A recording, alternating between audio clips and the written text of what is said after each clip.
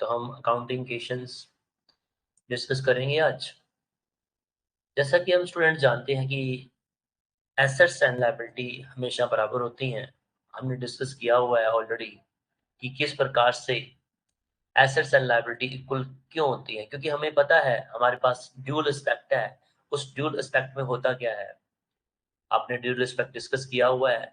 Dual aspect में क्या होता है कि एसेट्स एंड लायबिलिटी बराबर है। ऐसा इसकी वजह है क्योंकि every transaction has two side, one is debit one is credit.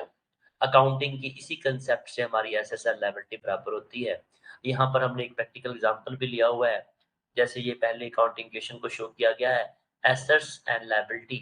Liability के दो पार्ट बना दिए हमने, लायबिलिटी प्लस कैपिटल, क्योंकि capital is also an liability, capital भी लायबिलिटी है।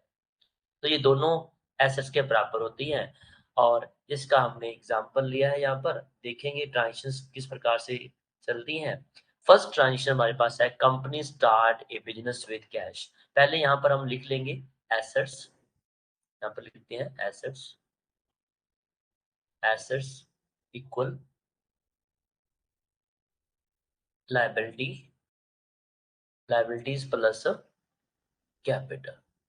ठीक है, तो एसेट्स में हमारे पास डिफरेंट पार्ट हो सकते हैं, कैश है, फर्नीचर है, फिक्स एसेट्स हैं।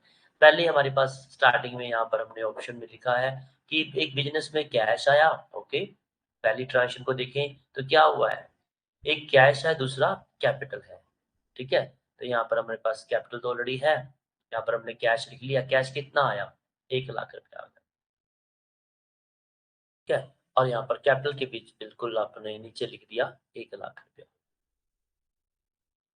ठीक है, ये हमने लिख लिया। इसके बाद आप देखेंगे हमने फर्नीचर परचेज किया है। फर्नीचर परचेज किया हमने 20,000 का। जैसे फर्नीचर परचेज किया तो हमारे पास एक एसेट्स आ गई, जो यहाँ पर लिख लेंगे फर्नीचर। ठीक है, फर्नीचर लिखा हमने। फर्नीचर लिखा तो कितना आया हमारे पास, 20,000 रुपये का फर्नीचर आया और कैश चला जाएगा। तो कितना कैश रह गया हमारे पास, 80,000 का रह गया। फर्नीचर कितने का हुआ, 20,000 का। तो आप देखें हमारी एसेट्स एंड लायबिलिटी बराबर ही है। दूसरी ट्रांच को जैसे हमने देखा, हमारी 1 लाख एसेट्स लायबिलिटी बराबर है। ये ट्रांजेक्शंस हो रही हैं। दूसरा थर्ड पॉइंट हमारे पास डिस्कस होता है कि कंपनी ने इन्वेंट्री परचेज कर ली, 50,000 रुपए की इन्वेंट्री परचेज की है। ठीक है, इन्वेंट्री परचेज ऑन क्रेडिट, उधार परचेज की है। तो 50,000 की इन्वेंट्री परचेज की, कैश तो गया नहीं, 80 ही 80 रह गया हमारे पास। फर्नीचर भी हमारे पास 20,000 का है। ओके, लेकिन इन्वेंट्री आ गई तो यहाँ पर हमने लिख दिया इन्वेंट्री। ये हमारी स्पेस छोड़ के रखनी है ताकि कुछ और टर्म भी हमारे पास आ सके। इन्वेंट्री लिख दी हमने 50,000 की। ठीक है, और इसके बाद हम देखेंगे कि ये उधार है। उधार एक लायबिलिटी कहने का बन गई हमारे पास, क्रेडिटर हो जाएंगे। यहाँ पर हम क्रेडिटर भी लिख लेते हैं।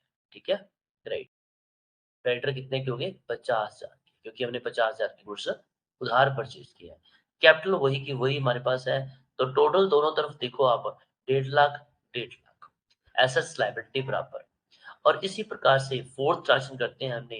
कंपनी ने हाफ इन्वेंट्री है जो 25,000 की बनती है, वो 27,000 में कैश में सेल कर दी। अब कैश कितना आ गया, 27,000। 1,80,000 पहले पड़ा है, 27 और ऐड हो गया तो कितना हो जाएगा हमारे पास, 1,07,000 रुपया हो गया टोटल।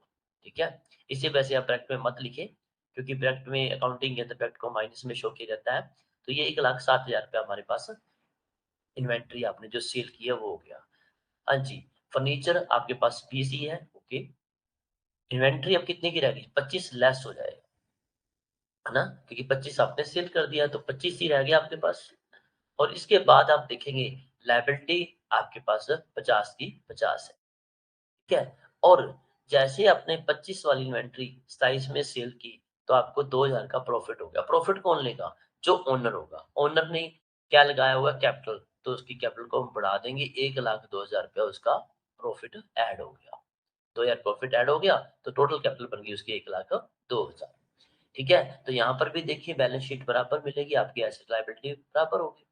अब जब आप फिफ्थ ट्रांजेक्शन में जाते हो, फिफ्थ में क्या बोला कि कंपनी ने अपने हाफ अकाउंटेंट्स जो पेबल है उनकी पेमेंट कर दी। अपने इन्वेंट्री परचेज की थी उसने 50,000 की, हाफ पेमेंट 25,000 की पेमेंट कर दी है। तो ठीक है 25,000 की जैसे लायबिलिटी पेमेंट करेंगे आप, तो आपकी लायबिलिटी कितने की रहेगी? ये 25,000 की पेमेंट होगी, तो कितने की रहेगी? 25 की रहेगी। कैपिटल आपके पास 1,02,000 है ही, ठीक है? और ये इन्वेंट्री आपकी 25 है ही, कोई प्रॉब्लम नहीं है, ठीक है? और फर्नीचर भी आपका वही है। आपने 25 कैश ही है तो यहाँ पर 25,000 पे आप लेस कर दोगे, 25 यहाँ पर लेस हो जाएगा। 25 लेस करोगे तो कितना रह गया हमारे पास? देखो ध्यान से, हमारे पास 82,000 रुपया रह गया। अब तीनों का टोटल करके देखो, ये सेम बन रहा है। देख सकते हो आप 1,27,000 है, दोनों तरफ 1,27,000 बनेगा। अब नेक्स्ट ट्रांज़ैक्शन में जाओगे आप 6 में, आपने सैलरी पेड कर दी। सैलरी कैश चला जाएगा, तो 82,000 रुपए कैश था, 82 में से कितना 5,000 रुपए आपका कैश कम हो गया, तो कितना रह गया? 77,000। फर्नीचर आपका वही का वही है, इन्वेंटरी भी वही की वही है। जैसे आपने 5,000 सैलरी दी, सैलरी बिज़नेस के लिए एक्सपेंस है और ये 5,000 रुपए जैसे आप देते हो, तो वो किसका प्रॉफ़िट उसमें खर्चा कौन दे रहा है? ओनर दे रहा है, उसकी ओपनिंग कैपिटल में से वो कम हो जाएगा। 5,000 रुपए कम करोगे, तो ये रह गया 97,000 और ये हमारे पास 25,000 की लायबिलिटी है। तो दोनों तरफ अब भी टोटल करके देखो, आपको उतना ही मिलेगा। तो स्टूडेंट, मैंने आपको यहाँ पर पहले स्टार्टिंग में ये बताया हुआ है कि एसेट्स एंड लायबिलिटी बराबर होती है ड्यूल एस्पेक्ट की वजह से, ठीक है? और यही चीज़ जब आप बैलेंस शीट बनाओगे आगे जाके, हम ऐसे बैलेंस शीट बनाते हैं, वहाँ पर एक तरफ एसेट्स, एक तरफ लायबिलिटी शो करेंगे। यहाँ पर हमारी एसेट्स आ जाएँगी और एक तरफ लायबिलिटी, और ये एसेट जितनी है, ये यहाँ पर शो कर दी जाएँगी, ठीक है? और इधर लायबिलिटी शो कर देगी, दोनों का टोटल बराबर हो जाएगा। और अकाउंटिंग का ऑकेशन यहाँ पर कंप्लीट होती है। हम बहुत सारे एग्ज़ाम्पल और भी डिस्कस करेंगे, ये एग्ज़ाम्पल था। ऐसे हमारे पास अभी फर्नीचर परचेज़ किया है, इन्वेंटरी परचेज़ की है, बहुत सारी ट्रांज़ैक्शन ऐसी करेंगे।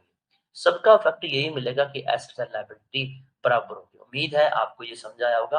आप हमारी कॉमर्स बिल्डर की ऐप पर आएँ और कोर्स को लें, और डेफ़िनेटली आपकी जो +1 की क्लासेस हैं, +2 की क्लासेस हैं, उन सभी कोर्सेज़ को यहाँ पर हम स्टार्ट करने वाले हैं। डे बाय डे आपको ये कोर्सेज़ मिलते रहेंगे। आप हमारे कॉमर्स बिल्डर की ऐप पे जाएँ, उन्हें इंस्टॉल कीजिए, और हमारा कॉमर्स बिल्डर का एक यूट्यूब चैनल भी बना हुआ है, आप वहाँ पर भी हमारी वीडियो देख सकते हैं। थैंक यू, आज के लिए इतना ही। Thank you.